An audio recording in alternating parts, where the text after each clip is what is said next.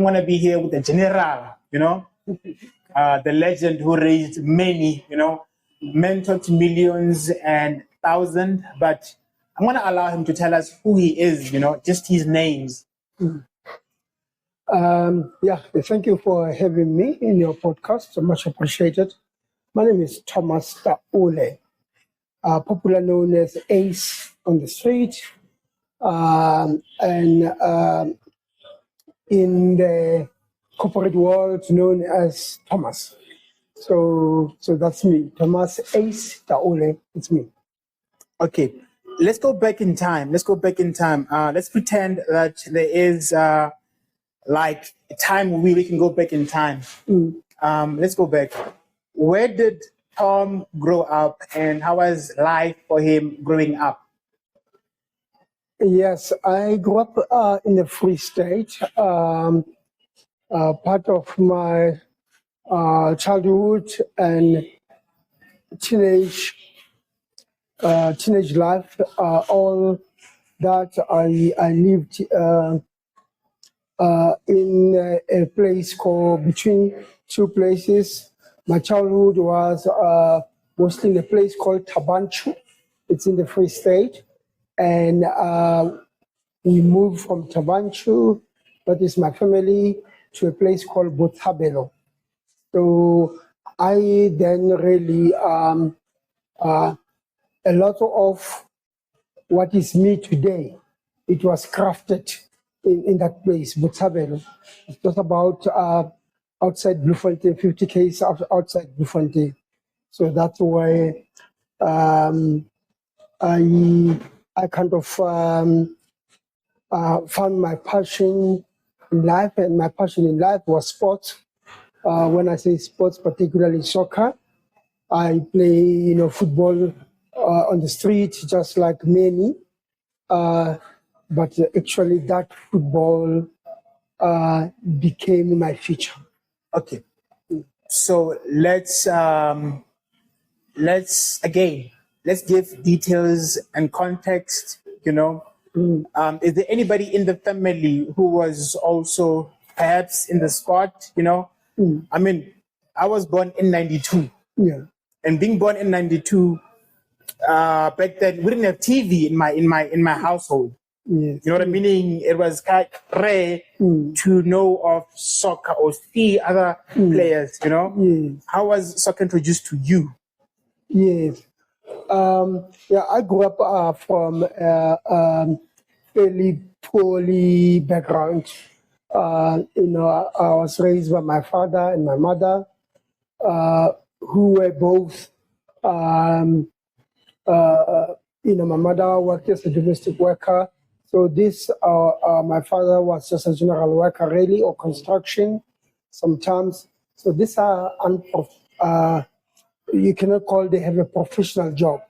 Based on that, the circumstances, of course, was difficult. I'm definitely not the first, and I'm definitely not going to be the last. But so how I was introduced to soccer, I actually introduced to soccer by radio. Radio introduced me to soccer.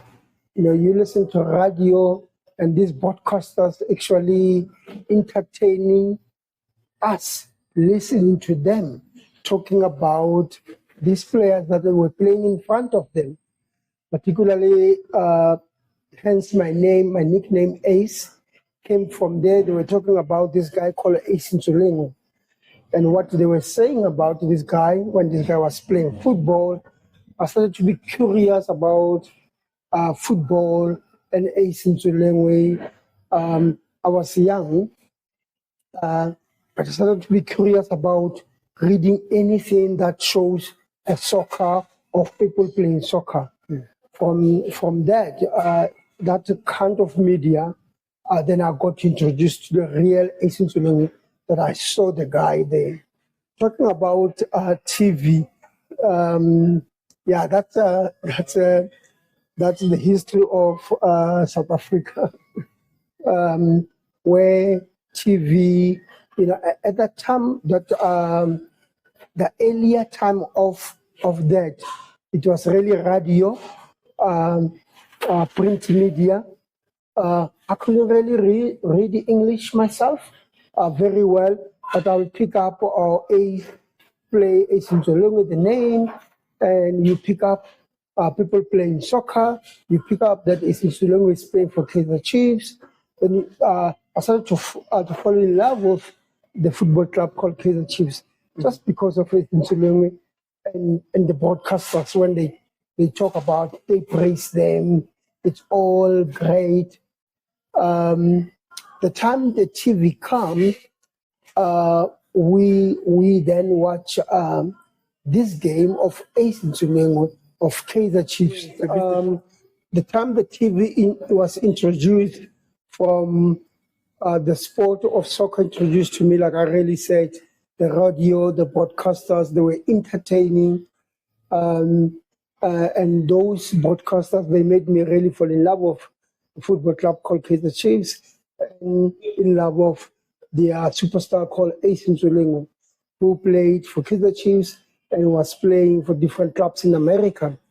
And that was a really exciting knowledge for me to know about this guy who goes to play in America during American season and play for Kaizer Chiefs during South African season. So the time the TV was introduced to us, then to see what this guy is capable of, to see what this football club is capable of, called Kaizer Chiefs, I was just hooked in that sport of soccer. Okay. So when you first saw him, like on a TV set, which year was this? I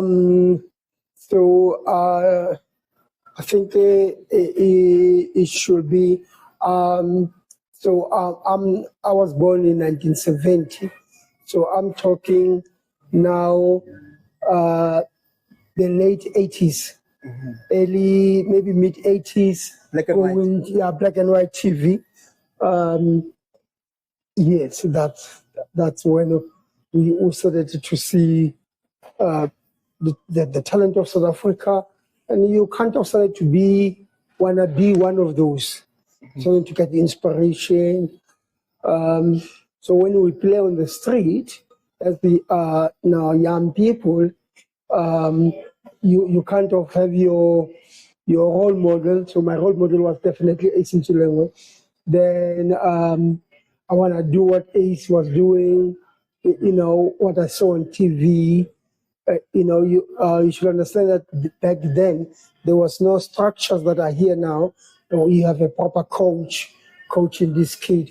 You're actually coaching yourself on the street, and you copy what your role model was doing, and that's where all it started. But then many superstars came from that generation. They were just, Ace Nsumengo himself, you can argue that he never really get a proper coaching, but he ended up playing overseas.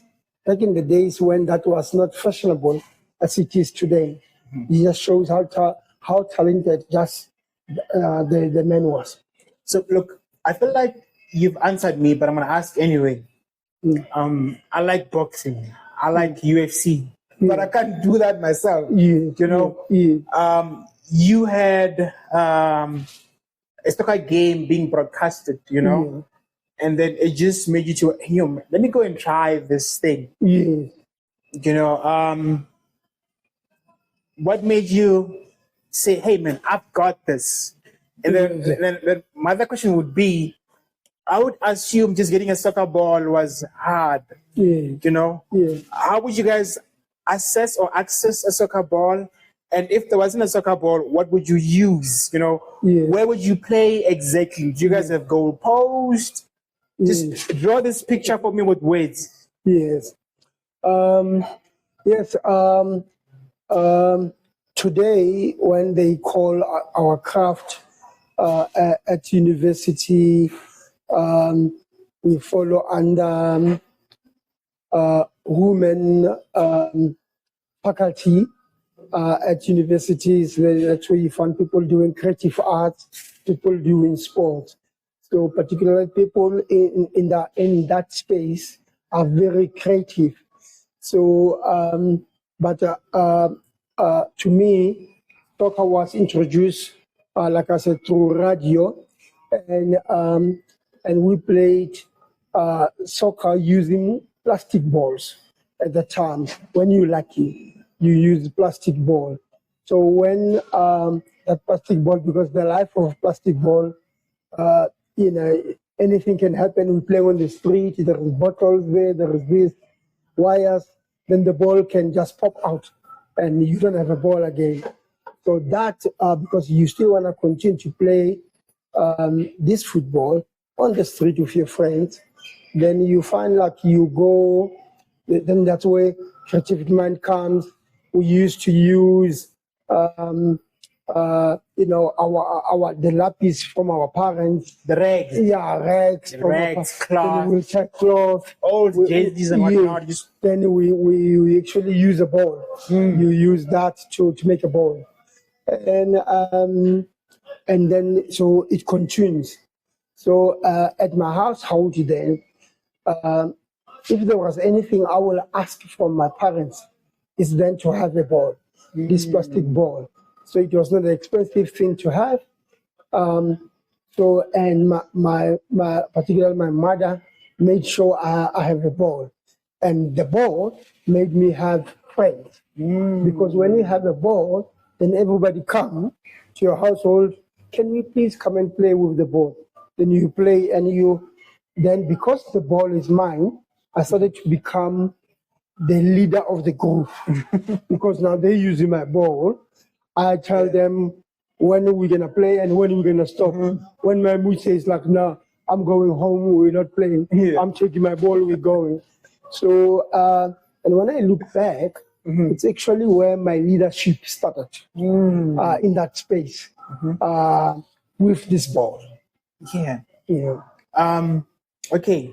So my second question was, how did you know that, okay, you know what, I think I have got this thing. This soccer thing is within me. Who gave you assurances? And why do you think your mom would literally buy you the soccer ball every now and then? Has she seen you play? No, actually not. My mother was the hardworking person in the family. I think she picked up the love and big interest on this thing, and I think in her mind, she saw how happy I was with this ball, and then as a parent, I will assume that you want to see your kids happy, and you feel happy, and that's that. The assurance of really people. Now I call myself this ace, a big name in South African football. It's like Messi. It's like Messi now. Like Messi, Ronaldo in the world we're talking about. So now when I play, I have to be one of the best players. Then I kind of, based on what I was seeing on TV, and then I tried to do things that I was seeing there. Somehow it clicked and came together. But then for people, older people who saw me from the street, and older people who knew my father, they started to say, you know, your father was a good soccer player as well. So probably you got that genetical from your father. So then as I continued to play on the street, when I was 13, I formed a club, because to form a club then, it was just you need a ball. So you got a ball, so then this is my ball. So you want to play, okay, here, and here's in my team. So then I started having a football club. I was 13, and I called myself Ace already. So as I play with my peers, then you're starting to realize the importance of your talent among your peers. People talk about you when people watch, adults watch, passing the street. They, they will always give you. I realized today it was a feedback to say, "Hi Ace, oh you playing good soccer. Hi Ace, hi you good player." So you're starting to feel that, okay, I'm a good player. And that feedback really now said to me, I want to be those soccer players on TV. Now the dream kind of come about. The fire. Yeah, the fire. So I know many people who've got gifts and talent, Yeah. but they don't take feedback that's negative to them. Yeah. Very good. Yes. You know what I mean? Yeah. For you, how would you take it back then? I think that what actually made me special is as I was playing in a group. Here I am. I've got a ball. That's all I've got. That is most priceless for me. My peers, they got bicycles. That is cool. But it's expensive. They've got soccer boots. I don't even have soccer boots. But these people, they got soccer boots. Their parents buy them soccer boots, but they don't have a ball to use these soccer boots. And then they come to me. So I started to become their coach, not knowing really what I'm doing. But so I'm 13 now. Yeah, and these people are like 14, 12, 15. Yeah. Some of them are older than me. And I think that coached me or to be able to, I know this Sapo is older than me. Sometimes Sapo is going to have an opinion. I don't know about it. But because that is an older person say that, I'll take it. Wow. Okay. So maybe we like to dribble in those days. So you and I used to like to dribble myself. Even now. Then then this colleague of mine, who I'm his leader as far as this football club is concerned, but he wanted me to pass him the ball, and I'm not passing the ball. And they told me, please stop dribbling too much. You can share the ball with us. And you can see he's not happy. Yeah. And he's a good player as well. So, and I want him in my team, so I don't want to make him upset. So so I'll pass the ball, I'll share the ball. But the moment I learn how to pass the ball with others, the moment it makes me even a better player. Because I started to see things that other people can't see. And I started to see that there is a player behind there that can pass that player. I pass that player, he's a good player, he does good with that ball. People who knows better, they look where that ball comes from to end up in the goal. And because it comes from me, they acknowledge me. So you're starting to see, so it's not only about then dribbling. Even passing is as important, and you're starting to learn those little basics. I grew up then with that because in our environment, I mean, when I look back, if I grew up in the 90s, mid 90s, early 2000s, I should have been very far. I should have been recognized at my hometown, that is Botshabelo. I'm a superstar. But when I come to Johannesburg, I realize how people who have the talent that I had at a young age, how they recognized in this environment is not the same. But we take it until we move on. Yeah. I mean, you and I both know that you are known, the whole world knows you. Yeah. So talking about the youth now, the youth back then. Okay, me growing up, I would play skipping with my sister. Yeah. It's Gaelish, I know, but we Yeah. play skippings, we play touches, we play hide and seek, Yes. we play social games. You know what I mean? Yes. Whereas the youth today, they are in their bedroom playing PlayStation and eating food. Yeah. What's your thoughts on that? Also, it's not everybody, we know that, but Yes. most of them are literally in their room, playing the video game. They play FIFA online with headsets. Yes. Yeah. What's your thoughts on that? Yeah. The good and the bad. Yes.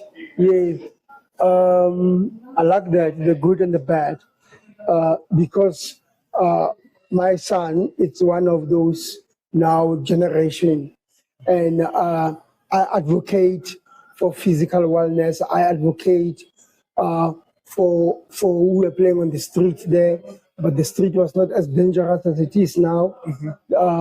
Too many people, we've got cars now.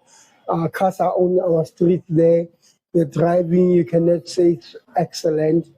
So, so as I grew up and I went to school to learn about this coaching, about this physical development, then you learn how dangerous it is for the kids to sit in a bedroom, eat these chips and colas, things that gonna now you starting to deal with obesity. In today's world, we've got now that challenge now, because these kids are not playing out there, so their physical awareness is being compromised. Their physical wellness is being compromised. Then what I advocate in today as a 55-year-old father and a coach and a leader of athletes and young people on the street, and my children in my house, is balance. We need balance, because I can see, my son technology ability through that, it's advanced than my technology ability at that, because I was not even exposed to computers at his age then. So then I can imagine that when he reaches adulthood, that knowledge, and as we can see, that technology is taking over the world. So it can be at work, it can be at school, that technology is needed.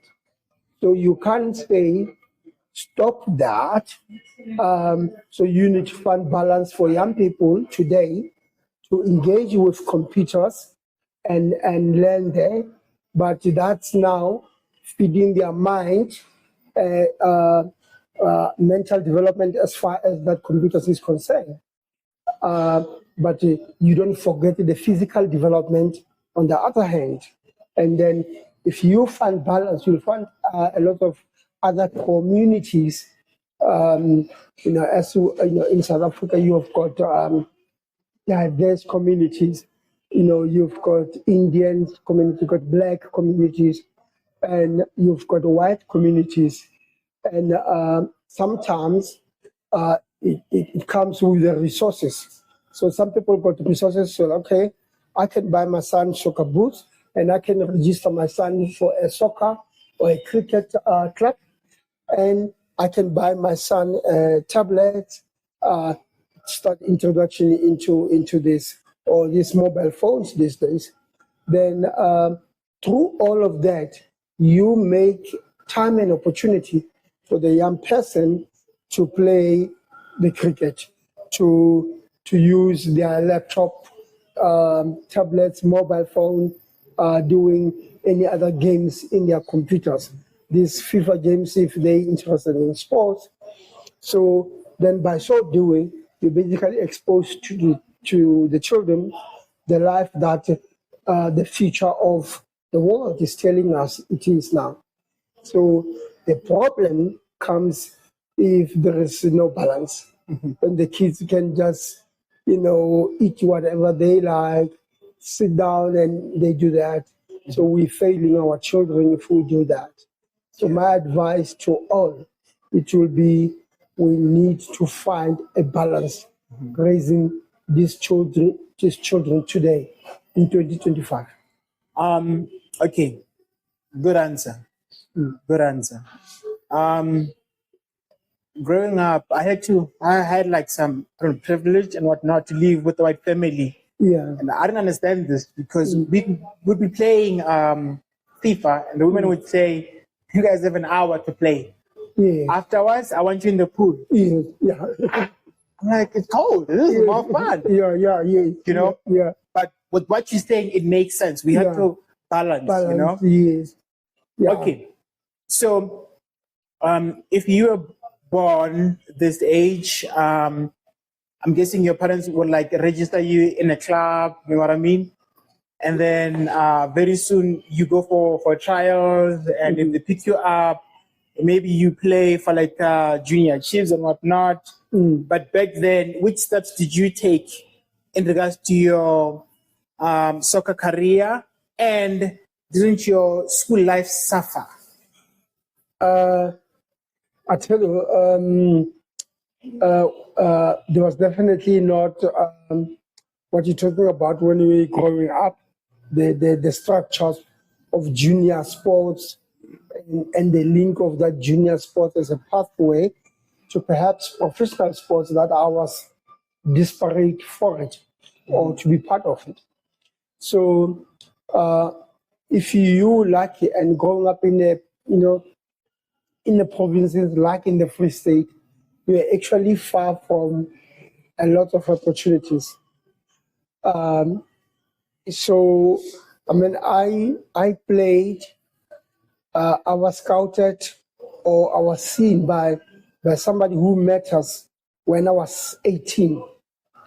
So then, when I was 18, I played soccer. We went to play a soccer in a league, local league at home. And then now this football club, yeah, the young men who started at 13, now 5 years later, I'm 18 now, and then I go and play. The team now is registered in the league. Yeah. Now it's a proper football club, but we're still young. Our club is special of the fact that it's owned by a young person, and the players are younger players compared to people we're playing with. So then I was playing there, and fortunately for me, there was an old man. His name is Thabo Ramabodi. Mr. Ramabodi was lived next to the soccer field. Then he liked soccer himself. I had to learn about that after our introduction. After that, then he came just to watch, to entertain himself by watching young boys and men playing soccer. So my football team was playing very well, and then I was playing very well. We beat these people 7-1. I scored about 3-4 goals there. And then he was asking people outside to say, who is the owner of this club? They telling him the number 12. So I'm still skinny today. Then you can imagine when I was 18, how skinny I was. And he says, so the young man is the owner of this club. That looks like a very special club. They say yes. Then he made sure that no, he wanna meet me after the game. So after the game, a young kid calls me to say that old man wanna. He said I must call him. So I'm wondering like, what does this guy want from me? But I go nevertheless. He says to me, "Hey Ace," he talks like he knows me because he hear people were calling me Ace when we were playing. "You are a good player. So this is your club." So he basically got all that information. So I said, "Yes, that is my club." He said, "I want to talk to you. You see that house there, a big house there in the corner?" I said, "Yes." He said, "That's my house.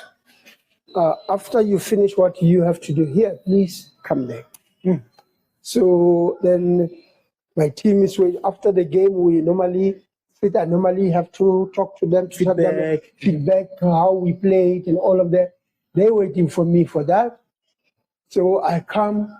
So they say, some guys are funny, say like, hi, he wants to sponsor us, the old man. Yeah. I said, I don't know, but I'll find out.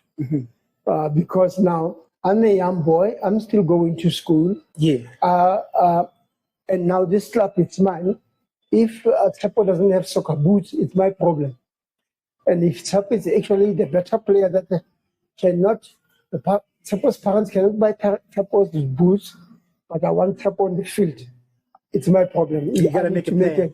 I need to make a plan. So then I told we entered the session. It was a good day, definitely, in the office for us, for me as a coach and a player, because I'm a coach now. Of course, not like somebody appointed me as a coach. That's like in my club, I made myself a coach. So good. I'm gonna do this. Do I know how to coach? No, I know what I see on TV. I know what I can read and understand in this print media that was available to me at the time, soccer magazines, etc., etc. So that was really that. But then I went to see the old man. Then when I got into the old man's house, the old man's house, it's a house. Inside, it looks like a house like where my mother works in this domestic worker. Inside, it looks like those houses. The mansion. And now it's like it looks to me like a white man's house. And it's beautiful. And it makes me curious. Who is this man? Yeah. Where does he get this money to have this? So it really made me curious now to really want to hear what he wants to say. And then I have my questions myself about, oh, your house is so big. It's big. It's a bigger house than anybody's house in that area. Yeah. Then he sent me that I actually came, and then he asked me, he sit me down, he offered me cold drink. All these things are foreign to me. To be offered something in somebody's house, you don't get that. Actually get somebody's house, they make you do some work. Go and do this, go and do this as a kid. There you go, then you serve. Yeah, you serve. Somebody serves you. Now, this guy is serving me. It's actually that, using the right word. The serving. I normally serve in that environment. Now I'm getting served. It's like, wow. So he asked me to say, you are really a good soccer player. What do you want to do with that? Good question.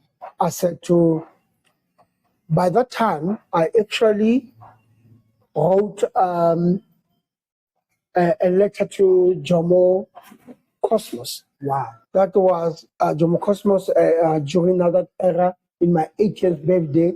It was a football club that was recruiting young players from all over South Africa. And not only recruiting them to put them there, but play them there. So I really fall in love with now Jomo Cosmos to say, Kaizer Chiefs doesn't play with young players, but Jomo Cosmos plays with young players. So I tell him to say, at the end of this year, I'm going to play for Jomo Cosmos because I've written a letter to them, and they responded, I must come for trials. So it's a done deal. I'm excited about that. And everything I do today at the time, I'm preparing myself for that. So when I play, when I'm on the field, now I'm 18 years old, I know right and wrong. I know what is good in this game and what is not good in this game. And when I played football at the time, I want to be the best player on the field. Just like when I was watching Kaizer Chiefs and Asian Suling, then and the broadcaster will tell that Asian Zulong was the best player on that field. I wanted to be that person. I want to be the one who dominated the game that people talk about, and that raised my profile in the community as a footballer. So then I really got recognized as a footballer, as a talented footballer. But now I'm the coach as well. On the other hand, I'm the coach. Not because my football team is winning, but it's winning because I'm part of a player. I'm not the only best player there. There are other better players. Then, because the best young players as well, they want to play for the best team. Yeah. So generally, then your team becomes The Avengers. Yeah. So so when you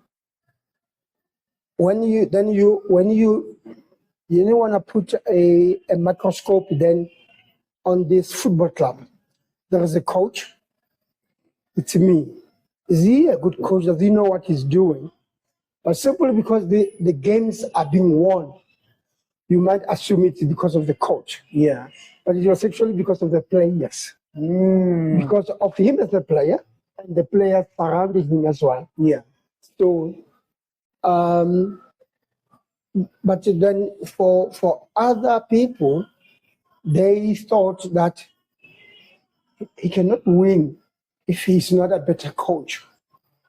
So then they started to acknowledge that two parts of my life, a coach and a player.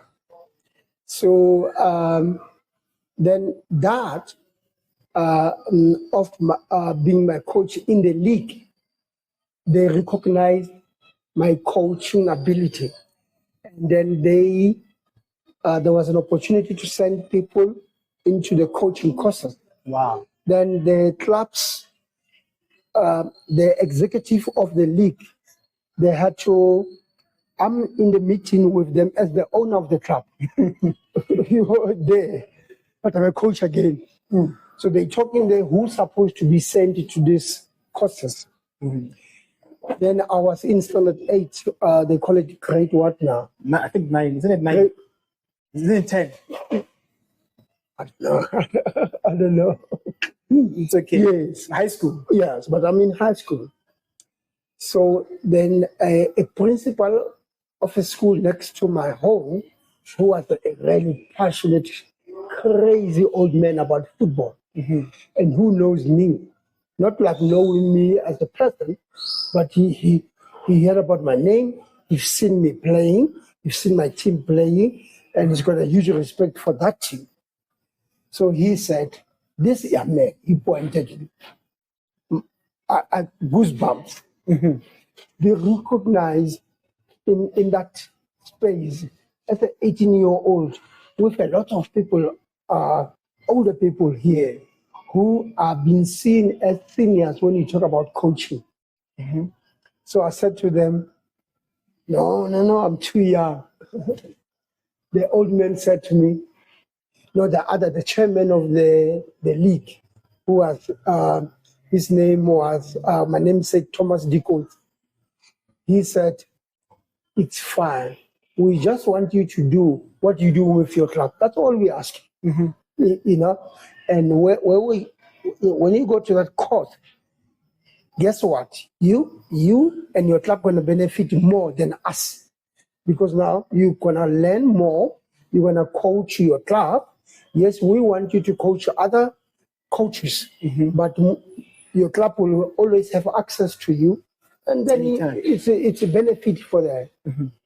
I thought, yeah, he's got a point. I said, okay, I will take this deal. Yeah, change my life. That opportunity. They took me to a coaching course. We went to a place in Bethlehem, still in the Free State, but we went to a hotel. First for me. First time being in a hotel? Yeah, first time being in a hotel. How was the experience just walking in?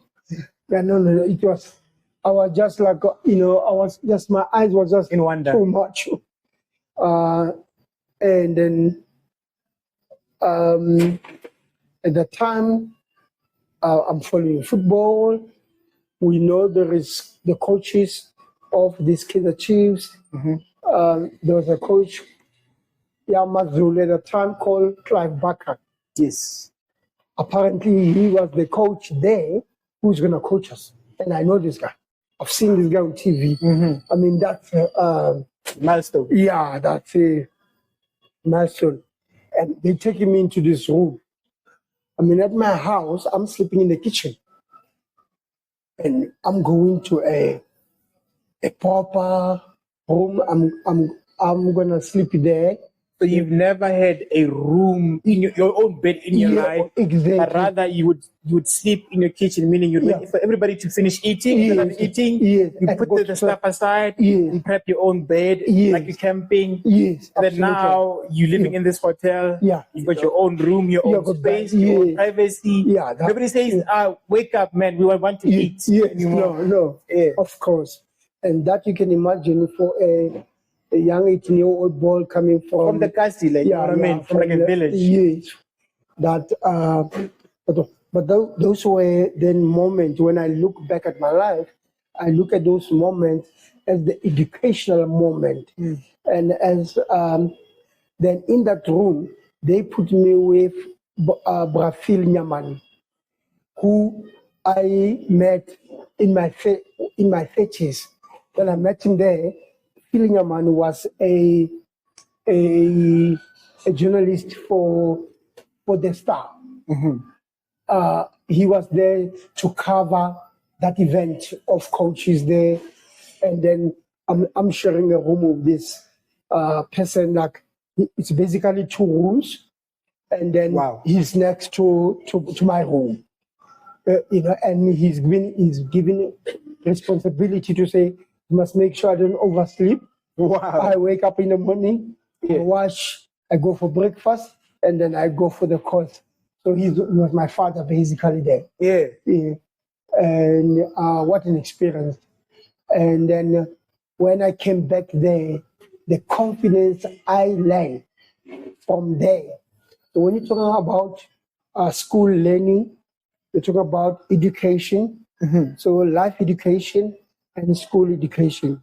So I'm still at school, but school never gave me this confidence that this life experience is giving me. And I went back home as a qualified coach with an A certificate, and my life took just a different turn. And people, when they look at me, now they look at me with a different eye, with respect, with acknowledgement of this young person is a coach. Now at my school, my coach at school now doesn't look me as a young player for him there. He looked at me as his assistant. Then, and I was very lucky to have a man of his caliber, because other leaders at the time would downgrade you. Yes, absolutely. He opened this year's competition. Like, mine. Yes. But it's like, you know what, I'm gonna learn from this kid and you learn from me. Teamwork. He did that. And I still have a huge respect for the teacher who used to, his name was Mudutwane. His name was Queen Mudutwane. So we're still friends even today in our old age. Is he still a queen? I'm joking. Get it? Queen. I actually call him Menier. He's still Menier to us. So it's good. So yeah. And that taught us as well friendships, how they last for life. Like Mr. Phil Nyamani. Now, as an adult, I met him in Johannesburg. Now I'm working in Johannesburg. I see him. I said to him, do you remember me? He can't remember me.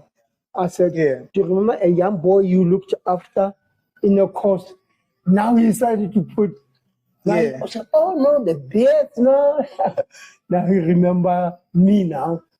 And then we keep in touch.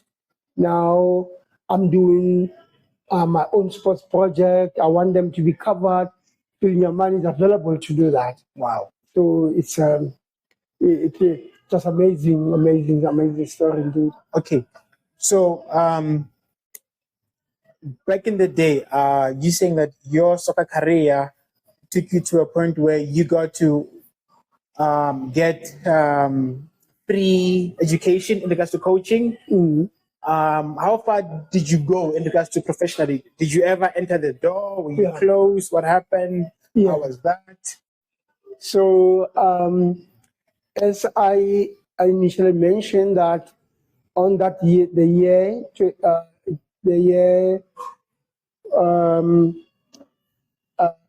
when I was 18, I was 18 when I wrote a letter myself to Jomo Cosmos to say I want to come for their soccer trials. So that response came to say, yes, you can come, but how old are you? What grade are you at school? Then I gave them that, and they respond to say, we want you to finish matric, and when you matric is a grade 12 today. Yeah. So I'm in standard 8. So I'm in 2 years before I reach matric. I get confused now with the grade. Yeah. And standard. 310. Yes. 310. 11, 12. Yes. So I'm in 2 years to do that. I'm in grade 10. So, but then there is a commitment from the club, Jomo Cosmos, to say, we're waiting for you. So I'm excited, I'm happy. Then I'm playing. So that's 1988. Wow. 1989, they say, we want you to come to have a look at you. 1 year later, like, hey, come. Yeah, just come. We still want you to go and finish matric, but just come. It's good. We've got some games, and we want to see. There's quite a few players like you. We want to see who's who. Then that December, I went to Johannesburg. And first time, or you've been? No, first time. And how was that compared to? It was second time. That old man who saw me, the members. Yeah, Thabo Ramabodu. That the same year he saw me, he actually brought me to Johannesburg. Oh, to see. Yeah, just to show me, because I want to come here to play soccer. He said, I will come and show you. I know Jomo, but you guys are talking to Jomo already. So let me show you Johannesburg. Wow. So he took me to Johannesburg. So when I go now, that following year, it was December when he took me. 1 year, December there, then Jomo Cosmos want me to come there. The same man, he takes me there. Wow. Now he's playing a role of a godfather for me. Then he took me there to trial. We went there. I was not scared. I'm confident of my ability as a player and a coach. I can see what other players cannot see. And that makes me special. So I'm just confident I'm going to make these trials. Then I went there. They were playing friendly games. They played friendly games with a lot of youngsters who are not tempo. They definitely noticed me. They gave me different responsibility, trying to see me. What is my strong position? Play there. Or testing me. Some of the position testing me, testing my ability as well. I can see like I'm struggling here. It's not where I'm strong here. Yeah. But I'm trying my best. Then they realize, okay, this is a player who can play here and there. After that, they were happy to see my quality. And they said, like, no, go back, when you finish your school, you have the space here. I've never been in a position where it was hard in my family, all that challenge. But with all that experience and having this godfather of mine now, who actually believe in me and encourage me, don't worry, you need money to go to Johannesburg, I'll give you money. I got you. So I've got means and support that I really didn't have it at home. So it makes me really now focus on my football and do well. And I did. Now, you must remember now, the following year is the last year of my school and the last year of being in the Free State. I mean, I see the light of Johannesburg already. I see myself on TV already. Then I try to speak to my team, that is my club, to prepare them. In my mind, I was saying, I need to prepare them. They must know that this year I'm not going to be, after the end of this year, I'm not going to be around. I'm going to play for Jomo Cosmos. But that was the biggest mistake of my life, I realized. Now, when I look back, because now that information went to the other clubs, went to competitions. Then that competition, then I started to get a different competition. People were always hard on me as a player. I always survived that hardness, beat that hardness. But people now knew that I'm going to play for Jomo Cosmos. In their mind, it was not even a trial now to them. You were in. Yes, I was in. They're like, yeah. If I beat him, they'll take me and not him. Yes. Okay. So I remember on the third day of my life, we were playing soccer for the school with my teacher who now believes in me, and he knows that he knows as well. I told him that this is what's going to happen with me. We're playing against another high school.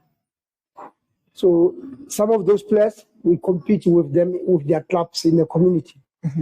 They know this thing that this one is going to Jomo Cosmos. So it creates a little bit of jealousy. And that jealousy, now it makes now, like people starting to be too aggressive with me, starting to fight me instead of playing with me. On that game, I played, I continued to play my best. But one of the guys there, during that game, he basically broke my leg. Yeah, he deliberately or deliberately. Oh wow! Deliberately, he broke my leg. It was in winter. It was June. 6 months before I had to go. Yeah, that was like, I cried.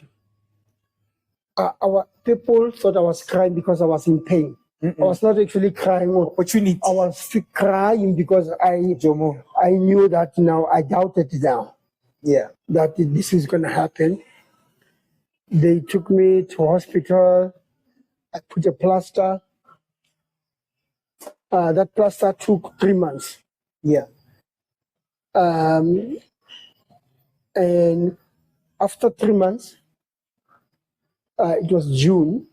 It comes out July, August, September. It comes out in September. There is another 3 months to go there. And I need to heal. I need to be the same player they saw. Yeah. When I went there. Yeah. And after I came out from that plaster, I kind of looked. They actually never saw me play my community there, because what I did, then I continued to coach my team, just train with them and just play with them. People that I think they will look after me. So just training to see where I am. That's good. Look after you means they won't make the injury worse. Yes. They'll go easy on you. Yeah, exactly. Okay. So I'm trying to protect myself. Then the December came, I told my godfather to say, he knows he saw me on the plaster. Yeah. As he works in Johannesburg, comes home, he sees the condition. So I tell him now to say, look, I want to go there in December, but I'm not sure. So he says to me, you know what, you're still young, don't rush. You need to get better. I wrote my matric. Now I'm not that confident. My shoulders are down. Somewhat giving up. Yeah. So even at school there, I feel I started to drop a ball in my schoolwork. So I wrote the exam nevertheless. Then I come to Johannesburg, to the old man. So when I come here, we go and tell Jomo Solo, what happened. What's happening? I just come from the plaster. My fitness level is questionable. I just wrote my matric. I'm waiting for the results. So the main man himself, he says, okay, let's give it time. You here, you can train. We're telling him this in December. So in January, you can come, train with us. We see medically how that goes. That's good. The results come out somewhere beginning of January. I have failed. I do.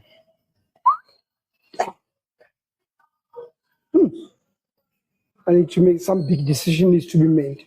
Yeah. You failed, you go back to school. I failed 2 subjects. You go back to school or what? You got to try to play soccer. If you don't make it because you're not the same person anymore, Yeah. what's going to happen? So we have this conversation with my godfather. My godfather thinks that it's a conversation I need to have with my parents. That's good, actually. So he says, like, no, we'll go home and you can talk to your parents. And then if whatever you decide with them, I'll go with it, and I'll come to meet them as well, to explain to them what's happening. They must know that we met this person. There is Jomosone and this, that. Yeah. Then we came back. January, when I come here, I go to school. I tell my mentor, who knew already the result, that they didn't go positively for me. Yeah. For the window to actually go to play pro. So I need to make a decision. So I'm there. I speak to him, and I'm saying, I actually it's not my problem is not to come back to school. Yeah. But my problem is at home. I was happy to leave that environment. That environment is getting harder by the year. Just harder in the sense that my father is not working. He doesn't want to work, actually, any work. My mother is the only one working for the household. In my mind, I was thinking, when I'm playing for that club, professional football, I'll be happy. My mother is that. Or you have to take care. Yeah. Responsibilities. Yeah, and help my siblings, because I can see it hard. I'm the firstborn at home, so I can see it hard. If I ask my mother to buy me a pant, it's a mission. So, and I wanted to have my matric myself, for myself. Yes, that's good. So now I'm at home here, we're figuring it out. I'm still coaching my club. My club is happy that I'm back. They're happy that their coach is back. They don't know that their coach wants to be on the other side. And I'm not telling them to say, like, after we play, you're happy you won the game, you go to your household, there is food to eat for you. I go to my household, there is papa for me to eat. So I'm not sharing that with them as well. Yeah. So I kept that to myself, and then there was one or two close friends of mine. I tell them to say, you know what, I've decided I'm not gonna go to school. I'm gonna actually go back to Johannesburg to try to play football. I told my mother. My mother, she didn't like my decision, but she understood where I was coming from. And then I told my godfather. I decided not to, I tell my mother, we don't tell my father, and I decided I'm not telling my father. So we left. My godfather asked me, he came before. When he came, my father was not at home. He spoke to my mother. Then my mother told him, like, no, that's fine. Thank you for coming. Thank you for looking after our boy. I'll tell his father. So don't worry about, we'll pass the message to the father. Yeah. So when I took the decision now, I go and tell my godfather to say my father said it's fine with my mother. So we went back to Johannesburg. So now I want to test myself now. I haven't really played football competitively since the plaster was out. Yes. So what I did, I then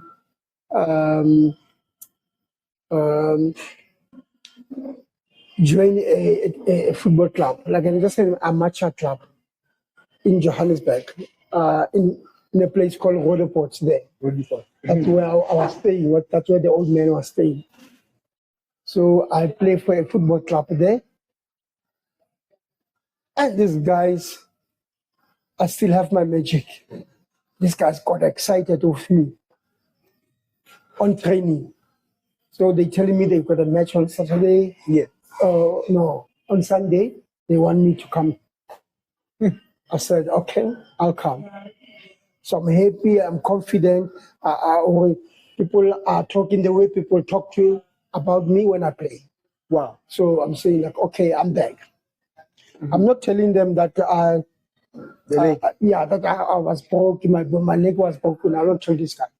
Because then we play, I played very well. There was a guy there who was a good player, called him TV4. Me and this guy, we met, we play nicely together. Chemistry. Yeah, we have some sort of a chemistry. The owner of the club wants me in the club. His name was Phineas. Now they didn't know me because I was just staying somewhere with my friends in the back rooms somewhere in Roodepoort there. So this guy now, after practice, he wants to drop me where I live. He want to know who I am. It's good. So I tell him, look, yeah, I'm here, I'm looking for a job. So I don't have a job at the moment. I've got 3 of my friends, some people I met here from home that are taking care of me as we speak. Yeah. I stay where they stay. He dropped me there. He works in a finisher shop himself. He says, I'll get you a job. If you play for my club, I'll get you a job there. Yeah. Okay, he tried to get me a job. The job is not there. He was a delivery man. Yeah. He convinced the business, Joshua Doe, that he needs me to help him. Or to lift stuff, yes. lift the bed. Yes, yes. Yeah.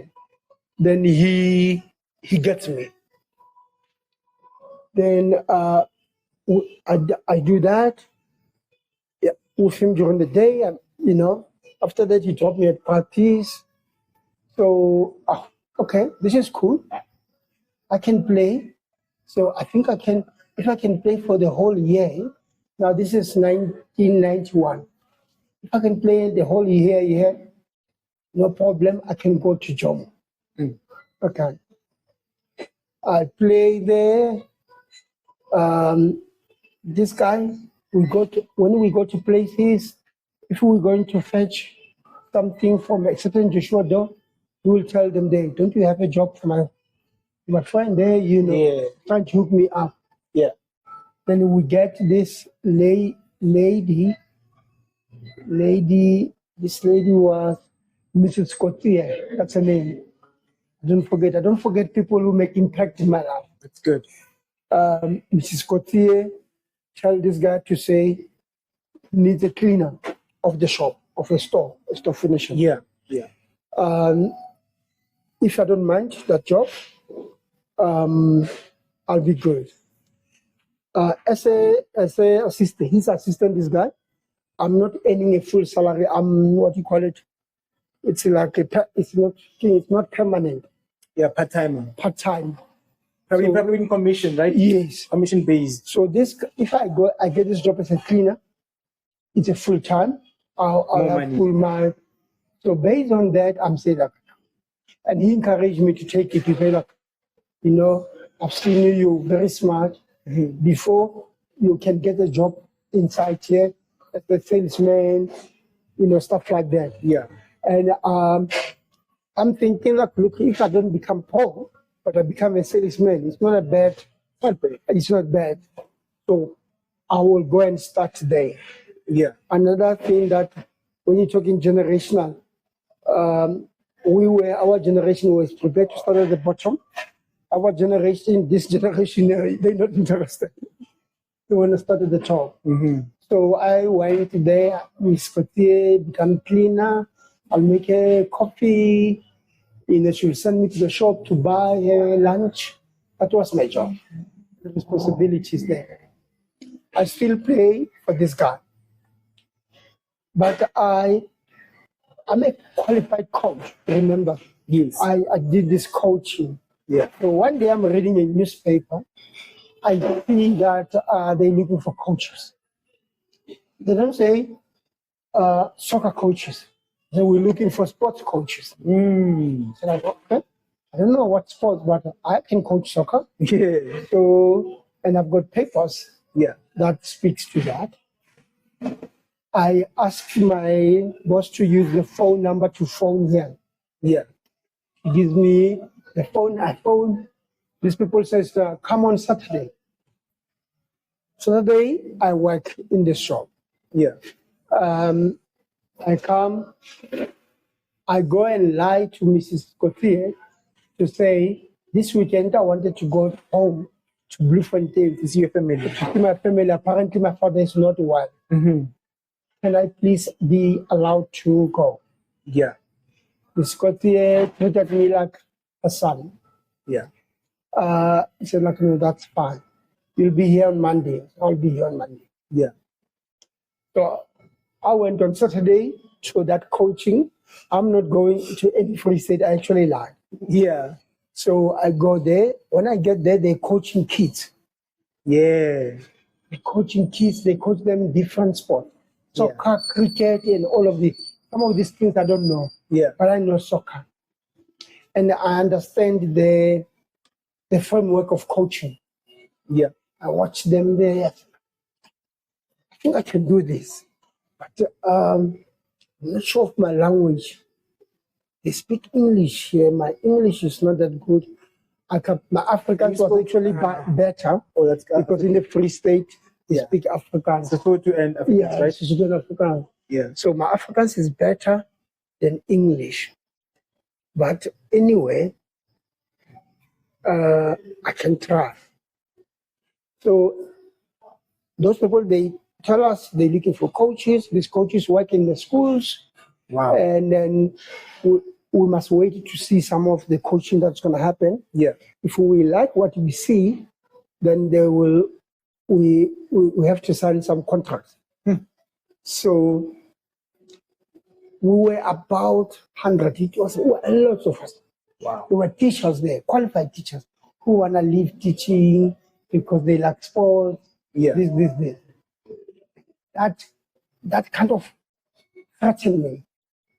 Yeah. These professionals that are here, but I'm a coach. I've got papers of my coach. So I'm saying, okay, I will come. So this is Saturday. I'll come Monday for training. They say training starts on Monday. And I have to go to work. Remember, I've got my job. So they want to do training. No, I go to training. I don't go to work. Go to training. We're like about 100. Yeah. People who pitch up there is about 20, 30. Wow. So the number is low. It's reducing. Yeah. So I'm there.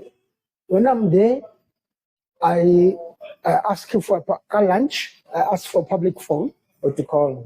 I go and call at work.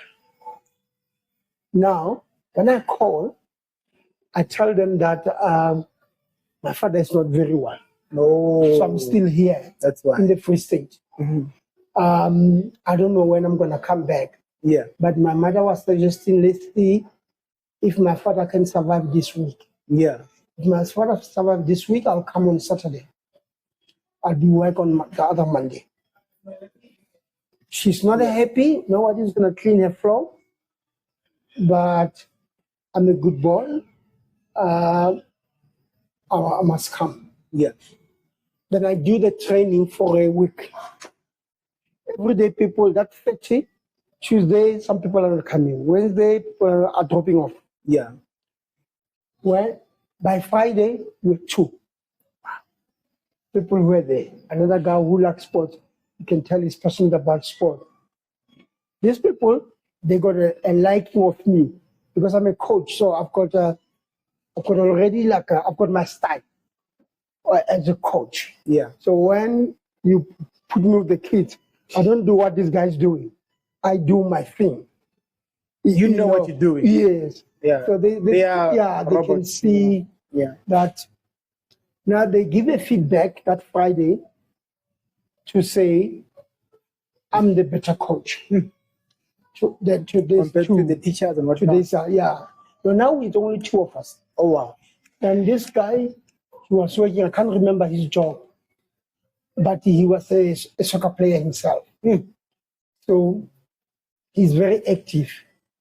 But these coaches of this is now, we call it play ball. It's the program that we're doing, we call it play ball. Not the Makers Dean. Yes. Yeah, we gotta specify. Yeah, so the play ball, it's they give the play ball management a feedback. Yeah. Say this one is good. So the management of play ball want to see me coaching. Yeah. So they want he coached on Saturday. This guy's name is John Wassop, British. The owner of the business. There were 2 owners. John called me, come and say okay, I'm gonna be there the whole week, but Saturday I'm gonna work. John's session is on Saturday. Yeah. He does 9 to 12 on Saturday. I went there. John coached 1 hour. He showed me what he wants me to do. 2nd hour, 3rd hour, I do what John was showing me, but I've got my presentation, my style. Yeah. That I think I sold myself through that. John is like, what? You need to start on Monday. On Monday, I need to be going to my work. Yeah. Joshua Donny. Yeah. So I then asked John to say there was a place where I was having a piece job. Yeah. I need to finish it at the end of the month. Good. It's mid-month now. And then I'm staying far because I was staying in Rhodoport. And now this gig is in the north. Mm-hmm. So I need to, now in my mind, I need to work, get paid. At least with that salary, I can find a place that side. Yeah. Then John agrees now. No, say enough. But we want you next month. Yeah. We want you to start. So I'm glad now. I'm not going to be a cleaner anymore. And I'm going to do the job that I really like. Yeah. And all of that. And really, then that was another step of the step I become a coach, the step I coach my guys back home in my community. Now a step where I become what I call a professional coach. Now I coach and I get paid. And then I really did that for 30 years. I became Play Ball as a franchise. Yeah. I think 5 years down the line, I actually left them. Somebody came to take me and give me a shares in their business to do the same thing. Wow. I left Play Ball, and Play Ball, they realized that they made a mistake to not grow me. Not invest in you. Yeah, not invest in me. And then now when I'm there, now they come in, they offer me that they'll give me business, this, that. I was in a partnership business. They said, like, no, you can come there where I used to work. But that place needs an owner. We want you to be the owner of that place. Yeah. And a year later, I went back there to become a sole owner there. Wow. And great things that happened. And that was really an establishment of when you hear people talking about people as expert, that space made me an expert in coaching children. To understand the science behind it, something that I didn't learn at school. It made me, I actually realized that to say, well, I'm actually a good teacher. If my life didn't have any complication, I was supposed to go and study to be a teacher. And then that was me. But even that path of sports coach, sports teacher, did wonders for me, and I don't regret that life because it was through that life that my present job at Africa Tikkun, they saw me coaching the kids in some way. And then, funny enough, because Play Ball was coaching white kids, and I saw how Play Ball was changing the life of white children. Yeah. And I said to myself, I need to coach black kids. Yeah. I need to take this to black children. They need it. They need it. They need this. They need this. Mm-hmm. And I look for opportunity for that. I didn't have the means to do that. And also, I think if we can pause here, earlier on, you said you used to communicate with Jomo. Yeah. Did you use WhatsApp, email, fax, WhatsApp? Yeah.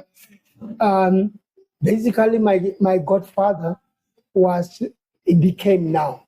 After we had to go to him with Jomo to explain that I broke my leg, etc., etc.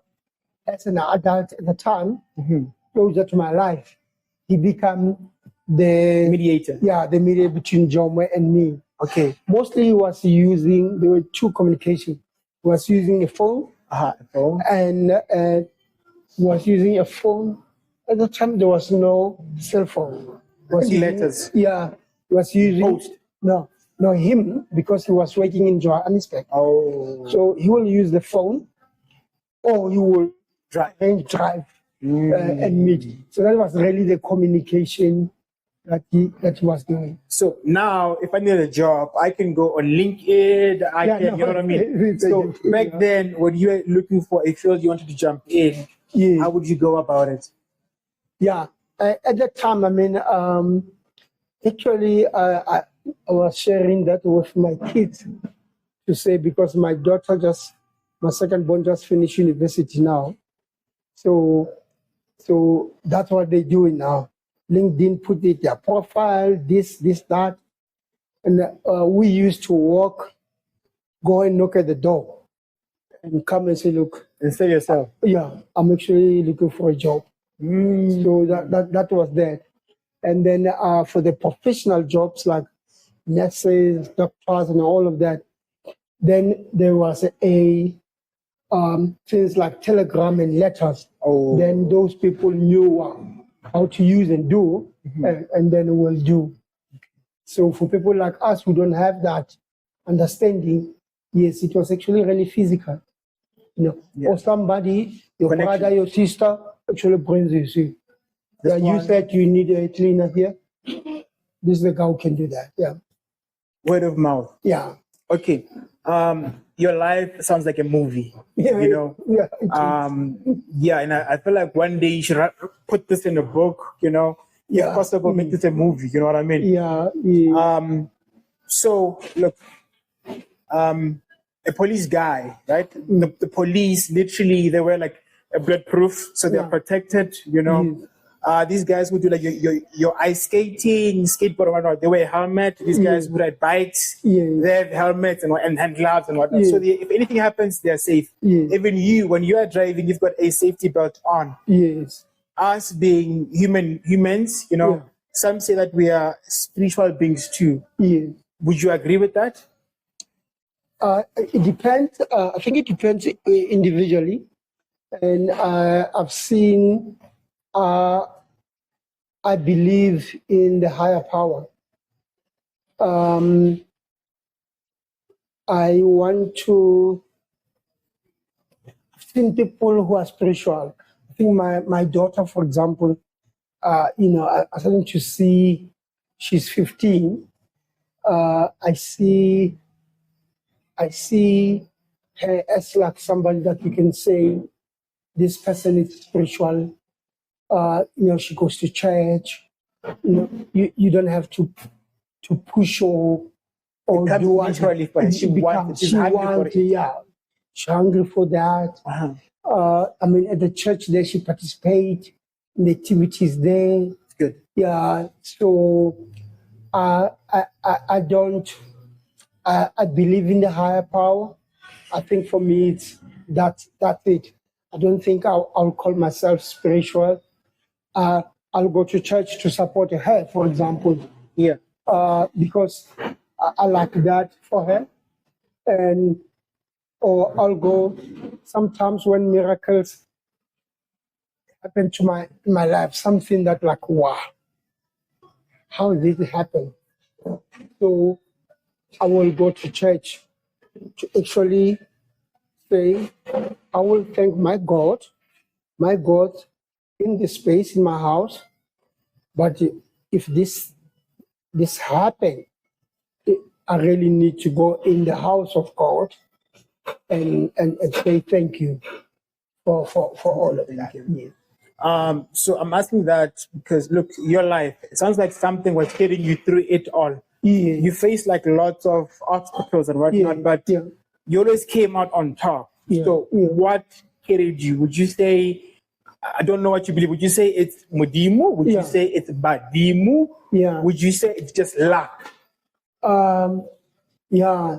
Look, when I look You're at not supposed to make it. yeah. You're not supposed to be what you are. Yeah. You know what I mean? Most would have gave up. Yeah. Kids these days fail matric, and some Yeah. of them take their life. Yeah, Even yeah. back then, would take their lives. And whatnot, Yes, you know, yeah, something yeah. was carrying you. Yes. And through that, the whole process, I actually went back to school when I was at Playboy. My boss encouraged me to do what you call part-time school. Good. I went to do that, and I passed it. I got my metric certificate. Let's go. And then with the metric certificate, my boss at Playtime at Playboy at the time, she lives in Australia now, a special person, Tammy Lib. So Tammy encouraged me to go to study at college. At the time now I'm in sports. I went to study sports management Yeah. at Boston College. I passed. I got my diploma. And from there, my principal at Boston, he said, I'm advising you to go to RAU. RAU is what runs Afrikaans University. That is what UJ is now. That was RAU. So I went to RAU to do what we call advanced sports management. And then, What's that? Diploma? yeah. So it's a, no, it's not. It's an extension, rather. It's extension. It's extension of my diploma. Yes. Okay. Then, I did that. So yeah, lucky when you say, but I will count on the three. And then there's other elements I wanna highlight. Yeah. I will count on Mudimu, God. I will count on Badimu, Yes. because I believe in them. When these things was happening, my parents were always encouraging me, you must come home to thank Badimu. Exactly. So I did that, and I normally saw magic after those kind of things. But there is two components that discipline, drive, to want, fire to achieve something, to want to be That's somebody, achieve those two things, and those three, they put me where I am today. So my last question is it possible for one to believe in ancestors and God? According to you? Yes. According to me, according to most people who believe in God, they say no. Yeah. But for me, I say yes. Okay. Yes. And then when it's all said and done, what would you like people to remember about Ace, Brother Tom, Thomas? Yeah.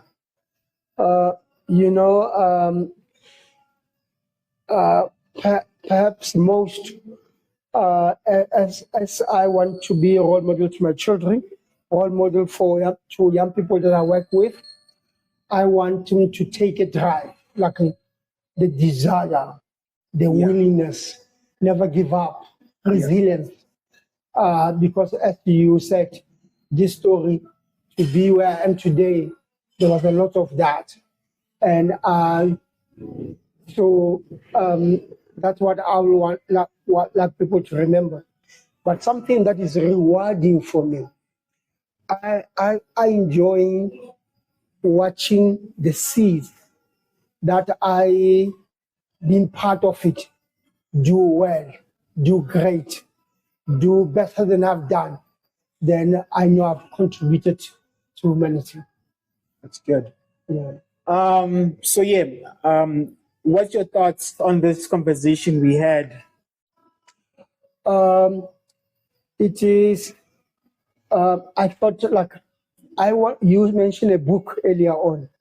I wanted to write a book. I thought my life is inspirational to those who, especially to those who knows me, who've seen me through all this. But when you tell people, my daughter, who is a graduate of film, TV and film, when I was telling her that, she was saying like, I need to do a documentary on you. And then I said, like, I actually wanted to have a book, but laziness, this procrastination. Yeah, exactly that. I haven't done that. Let's say I haven't done that, because the truth is there is still an opportunity to do that. So if there is something that I need to put myself good on it, or call it a failure, it is that. Because that life story, I feel it can inspire others. It can. So it can to do that. But for example, today when I'm talking to you, on the 27th of this month, my football club there back home, they invited me. They're doing a reunion of the football club now that went to be called Ace Blizzard. Wow. So Ace Blizzard is my name, Ace, and Blizzard is the name of the club that Ace Ntulemu used to play for in Canada, called Toronto Blizzard. Yes. So I said to myself, if Ace Ntulemu wanted to form a team here, Just like Jomo played for Cosmos overseas, he came and have Jomo Cosmos. Yes. I thought Ace should have Ace Blizzard. And then I have that on his behalf. Wow. So we're having a reunion, and my daughter agreed to come and shoot that event. So I think we'll have a documentary maybe sooner than the book. But yeah. That's good. Yeah. That's good. There's this man who he spent like 90 hours in heaven, right? This man was a pastor. He wrote down sermons and he was on his way to go and preach. On the bridge, a truck hit him and every bone in his body broke. He died. When he died, another came and prayed for him and he came alive. You know what I mean? And this man wrote that book like what? I think like 20 years ago. And first was the book, and then was documentation, and then later on Netflix movie. So I know of this man because of the movie. Yes, yeah. And after researching him, I found out that this guy literally has all of this, and guess what? He's eating from all of these things. So, I think your life is inspirational. That's why when we were in Germany, the other person was rude. I wanted to knock her out. But continue doing what you do. You know, I think it's all God. You know, and the fact that you fought against the odds. You know, it's inspiring. And then even when you're going, like, you know what, okay, look, I'm happy, but what about my people? You know what I mean? That makes you a Moses. You know, because he freed it. You know what I mean? So just continue doing this. No, thank you. You know, and thank you for honoring this invite. You know? Thank you very much, and thank you for having me. Really appreciate it to relive this life. So, you know, bring it to 2025. That was the opportunity to do that. And that's where the learning again comes out. Or just like, you know, I should do this now. You know, maybe it's an opportunity to say, you see, there is something you didn't do it right here. You can still do right here. So do it right. Well, thank you. It's a pleasure, sir. Thank you. And cut.